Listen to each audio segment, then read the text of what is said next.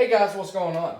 So we've got the robot tore all the way down to the main components that need to be replaced most of the time. You have your suction motor, your brush roller motor, your right and left spinner motors. If you have any questions about how I removed all the rest of this, refer to the description.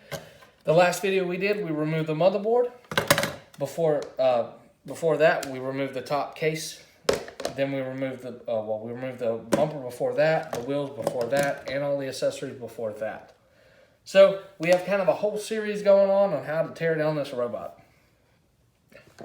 And like I stated in the other videos, if you need parts, check the description for my eBay channel. Also, I will have links to replacement parts on Amazon, such as batteries, brush rollers, and things like that.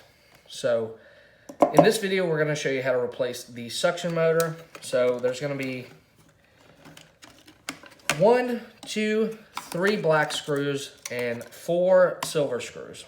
If you think something is lodged inside of it, you can remove these 4 silver screws. This top piece will come off and you can get a better look on the inside.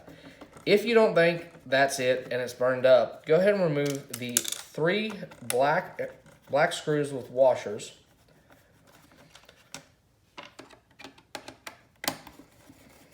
They're all Phillips head. That's what I like about some of these robots. They're all Phillips head. And slide it right out. And that is the entire suction motor assembly for an 11S. Alright guys, thanks for watching this video. In the next video, we're going to be removing the main brush roller. So stay tuned.